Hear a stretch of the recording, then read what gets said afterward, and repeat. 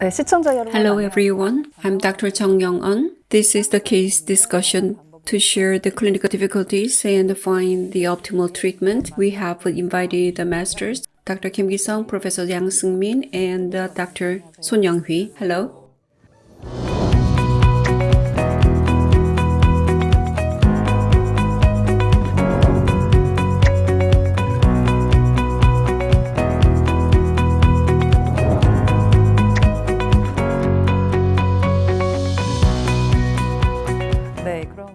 Before we talk about the case, for those who are watching dental TV, on the right of the video player, there is a real-time chatting window for you to post questions to us and share comments regarding the topics.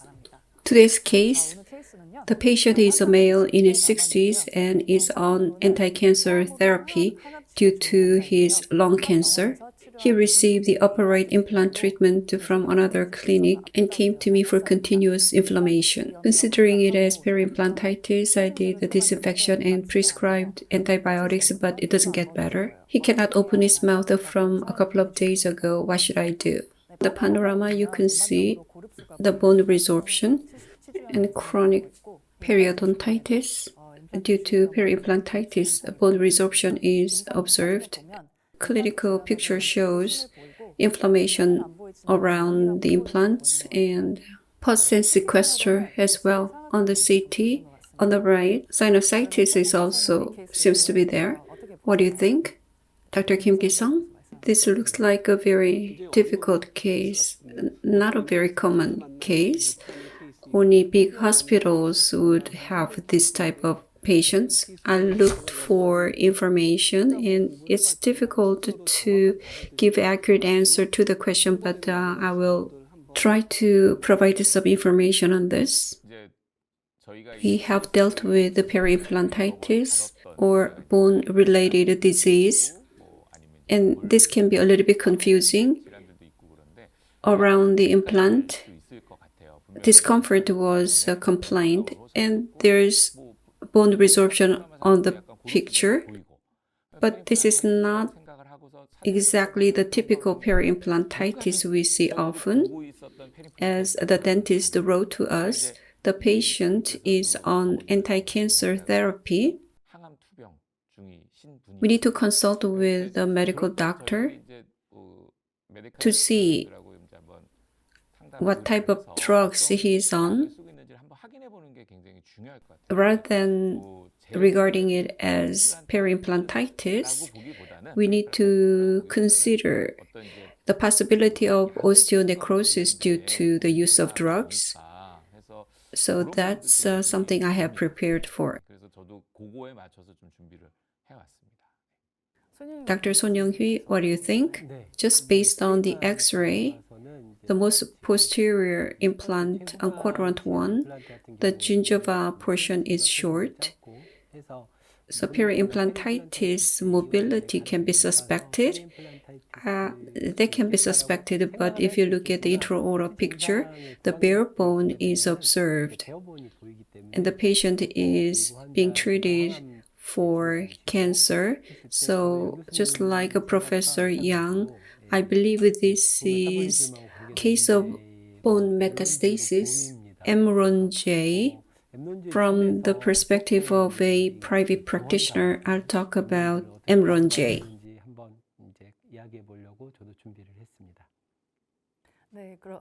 Let's hear from our masters how to handle this kind of a case. Dr. Kim Ki-sung?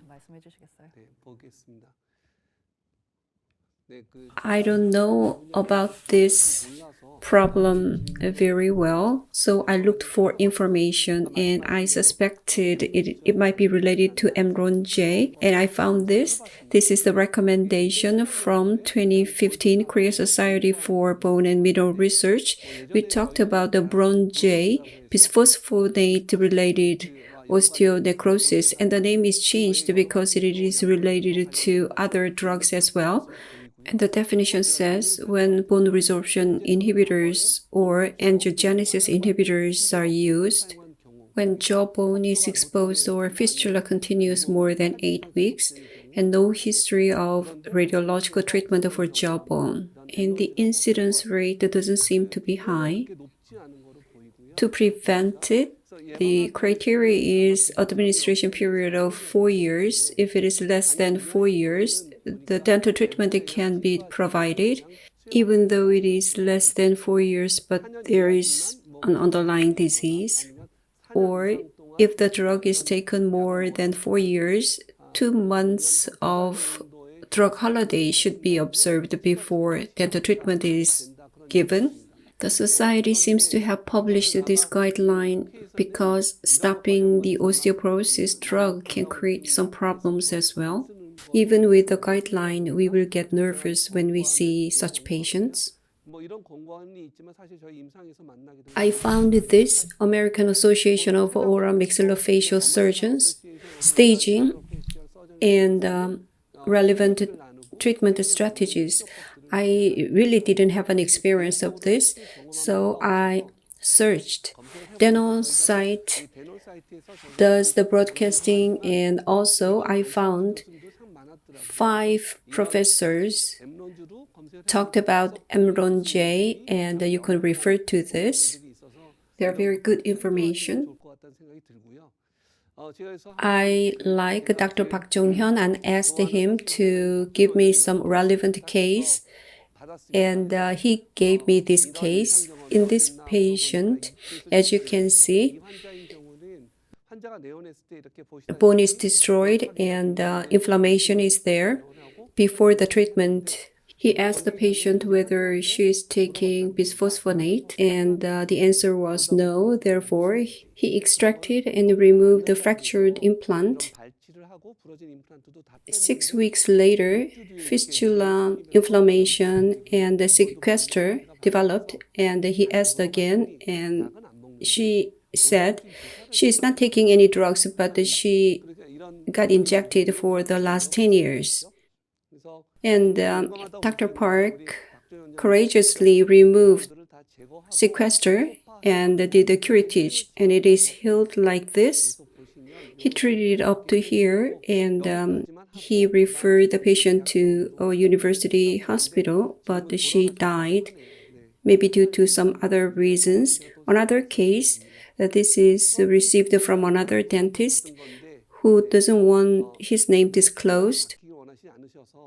This patient had some RPD problem. If you look at lower left,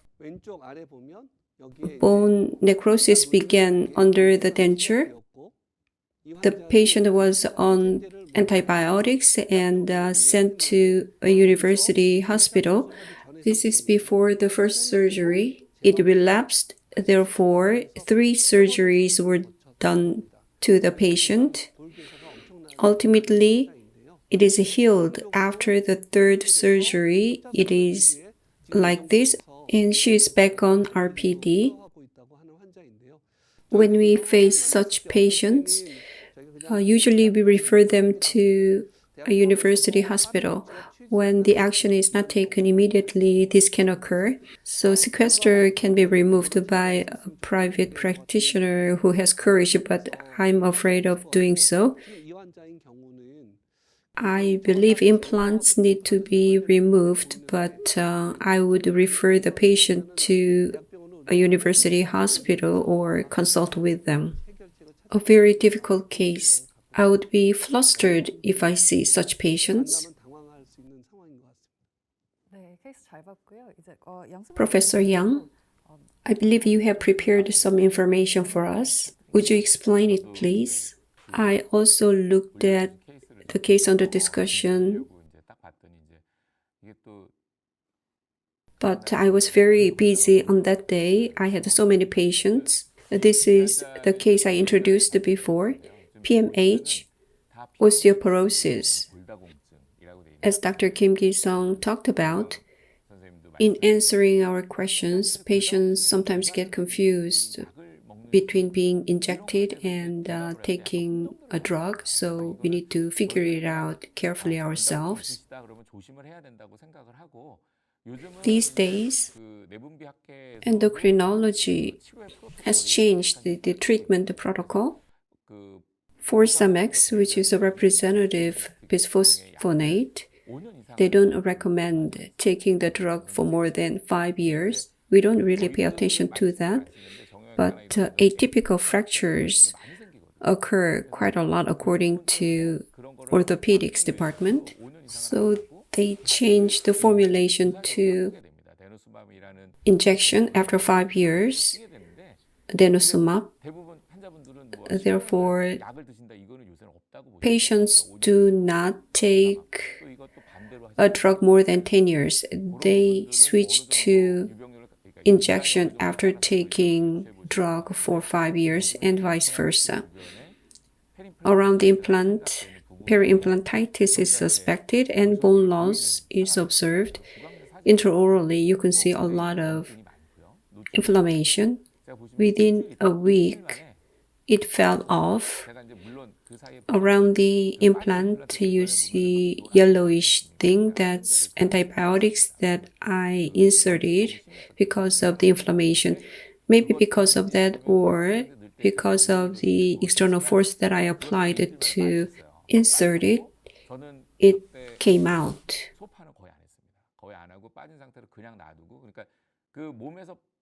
So I just left it alone. I didn't touch the bone directly by applying external force. So spontaneously the soft tissue healed.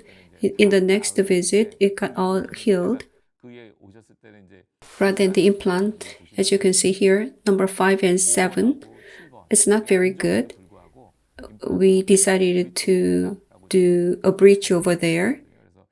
And in another opportunity, I will show you the case again. I have a question. In this case, there are 3 diagnostic criteria for MRONJ, but in this case, the bone should be exposed and the fistula and such needs to be maintained for 8 weeks, but there's no fistula and no exposed bone. So how did you diagnose it as MRONJ? It was extracted due to periimplantitis. MPMH is osteoporosis. It was not diagnosed as MRONJ. As Dr. Kim said, dental site, there are 5 professors talking about this, and one of them talked about leaving it alone instead of applying some treatment. So I follow that protocol. If you watch the lecture, you will understand. It was not diagnosed as MRONJ. If I treated it, there is some risk. So I tried to heal it spontaneously without curettage. Luckily, it went well. Let's go to the next case. If you look at the date, he came just a few weeks ago. He said front teeth fell off. He has a prosthetic cancer. He's on denosumab injection treatment. Denosumab, as Dr. Son said, is specialized in bone metastasis as an anti-cancer agent. If you look at here in the anterior region, radio-opaque line is clearly visible. He said front tooth fell off, and he said implant fell off. Is that implant? I was wondering. So I looked at the chart and I took the picture. Can you see something? The bare bone is exposed. The typical ONJ, this is related to the medication, so it can be called MRONJ. Periimplantitis is suspected. Bone loss at the most posterior implant. The patient felt pain, so I couldn't take many pictures. You can see the bone is exposed around the implant.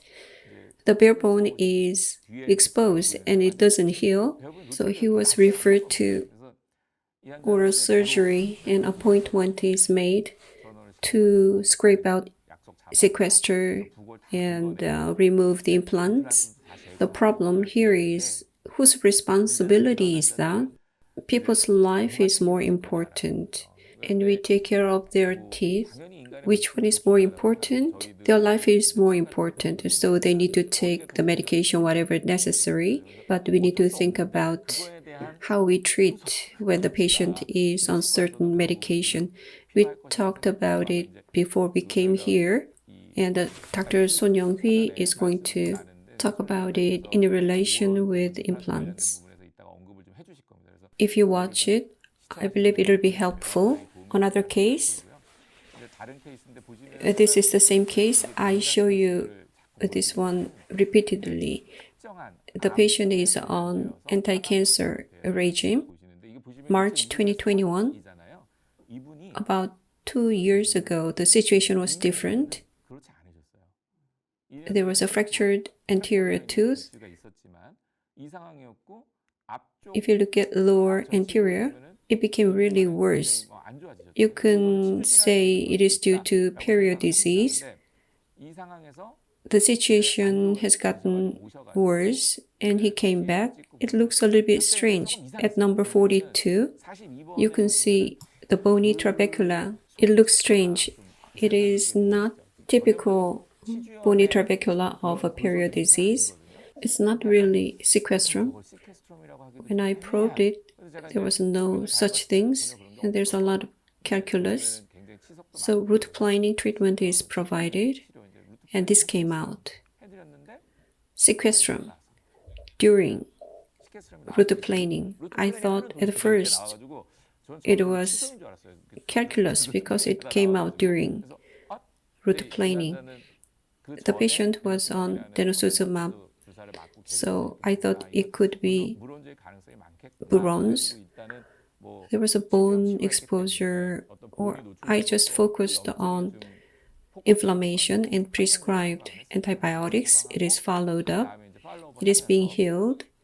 There are spaces, so oral hygiene is poor.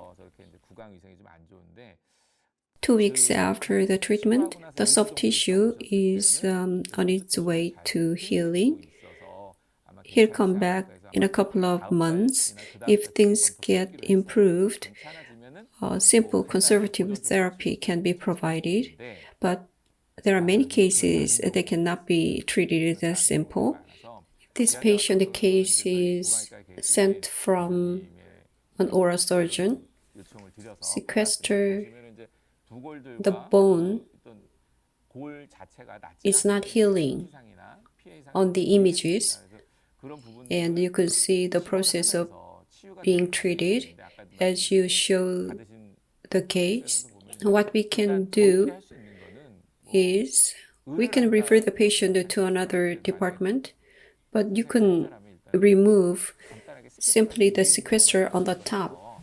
And then if it is covered with the soft tissue, it will be good, and you need to follow it up. If it doesn't work, you need to send the patient to a bigger hospital.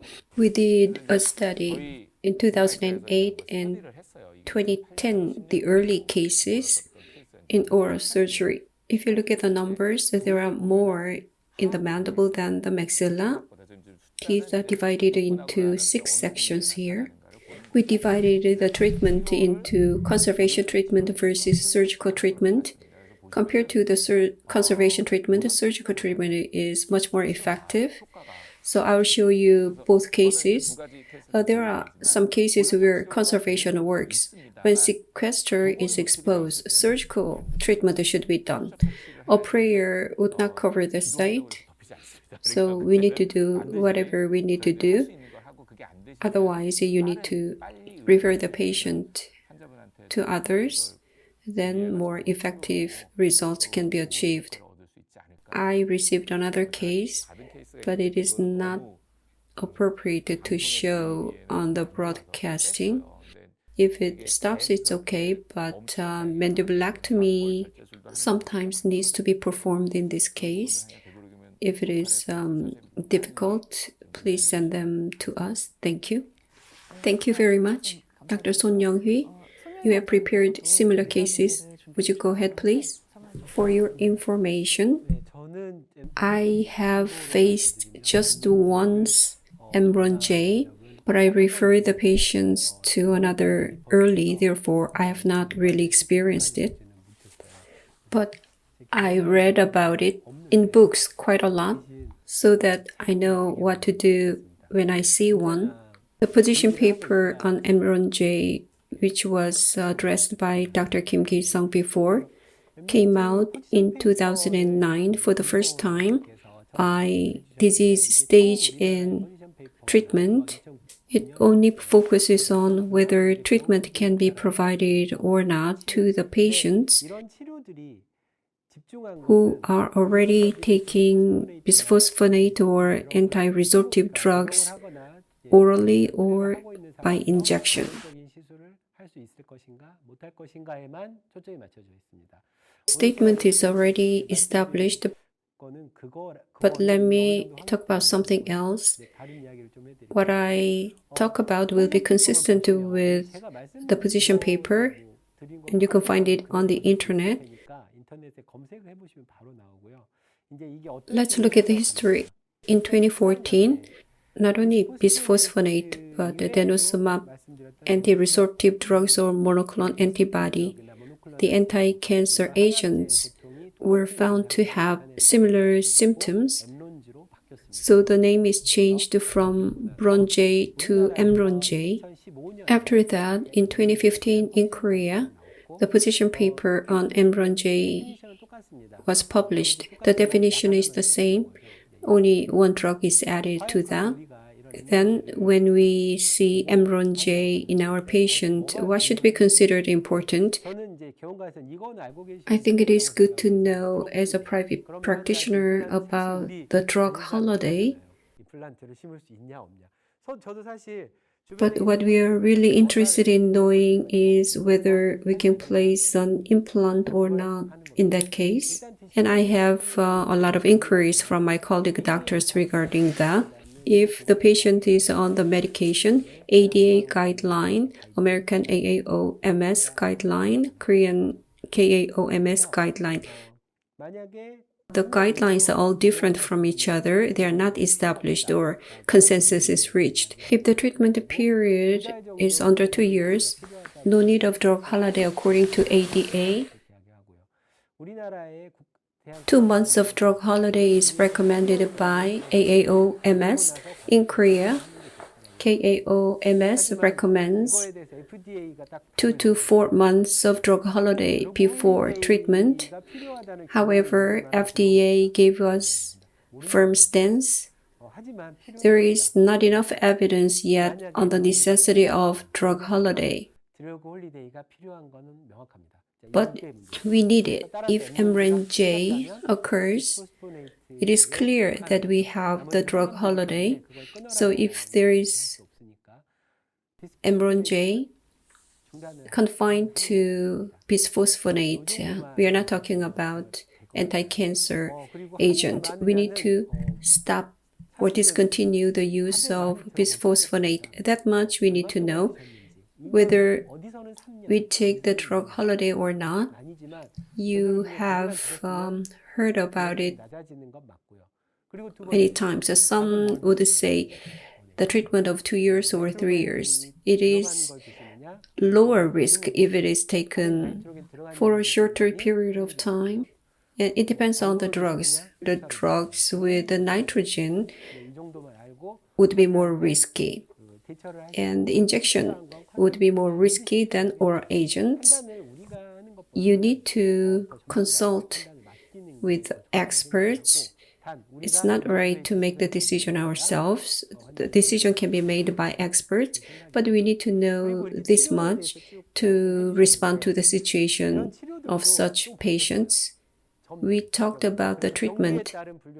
Treatment modalities change over time. 2009 position paper talks about stages of disease, stage 0 and 1, oral hygiene management, antibacterial mouth rinse, from stage 3, surgical dissection. I'm going to show you 2 papers. 2016, Giovanacci published this paper.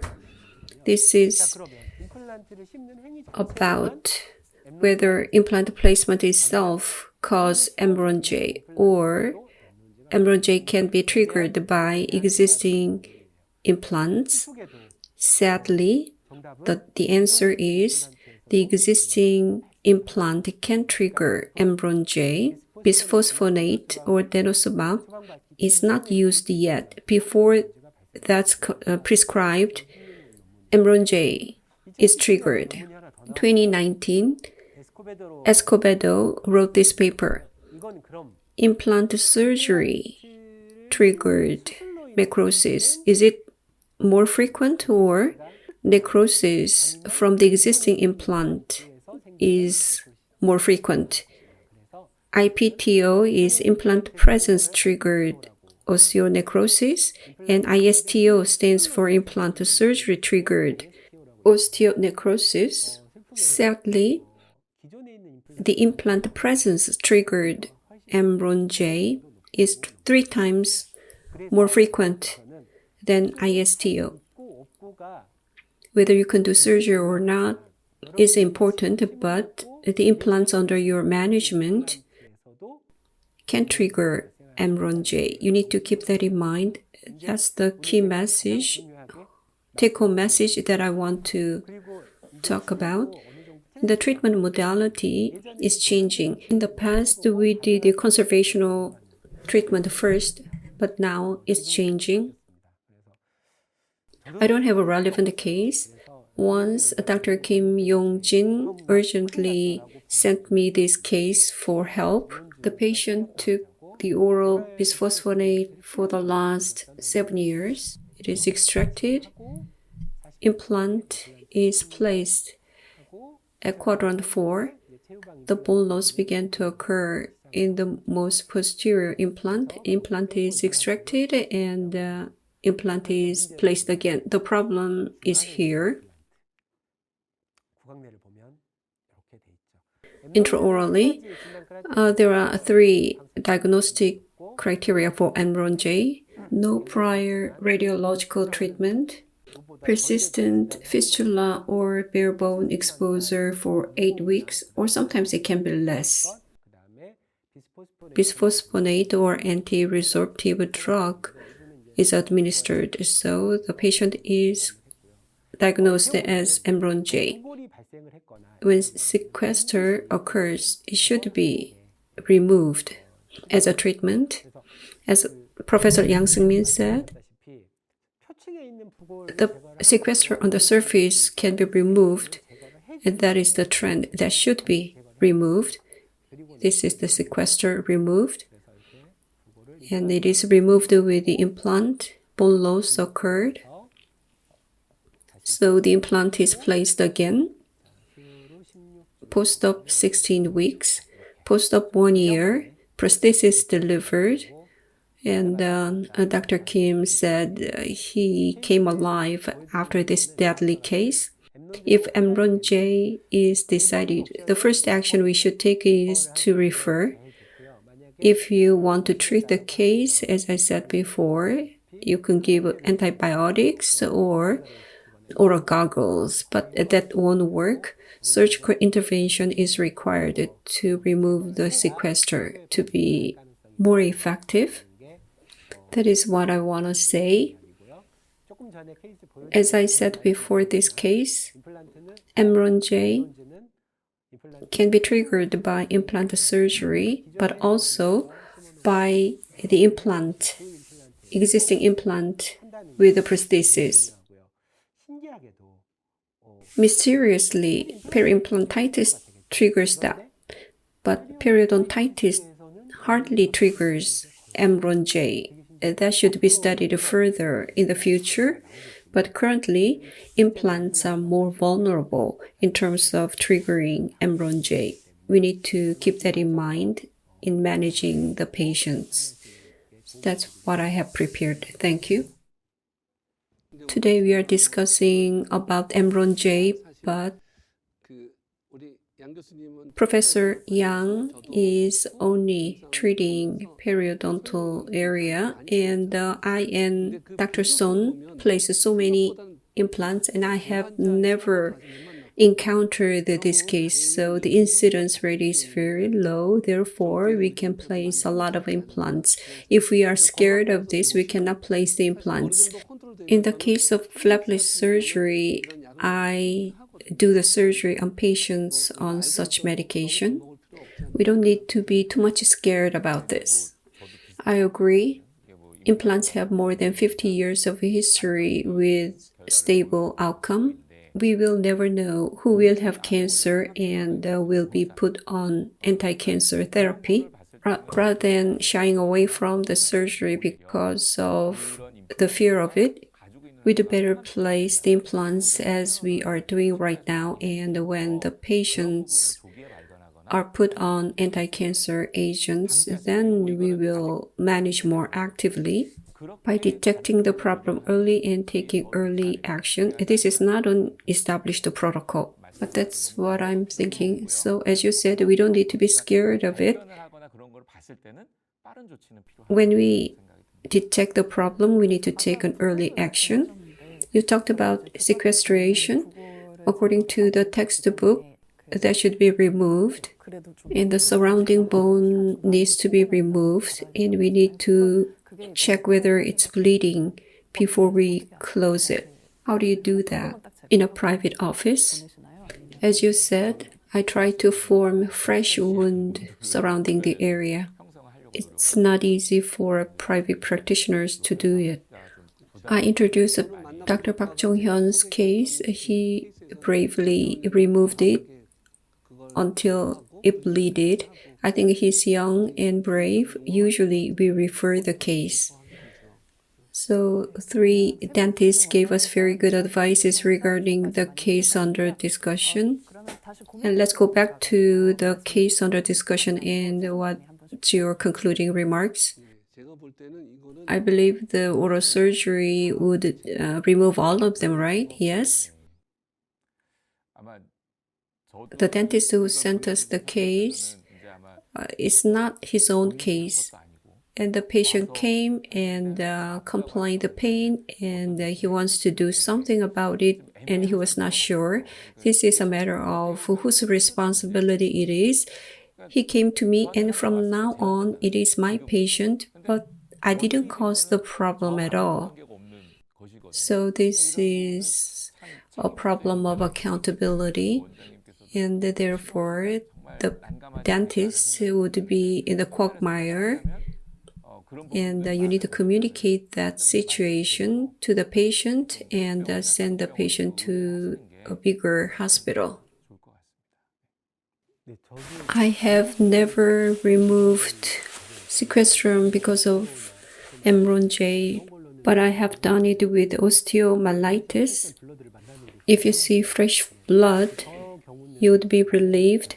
If that is removed, you can touch the sinus and implants need to be removed. It is really challenging for a private practitioner to do it, so you need to refer the patient early.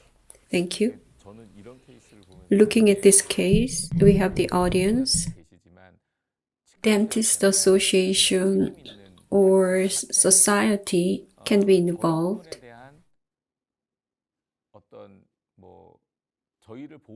Need to do something by publishing a guideline or some action to protect us.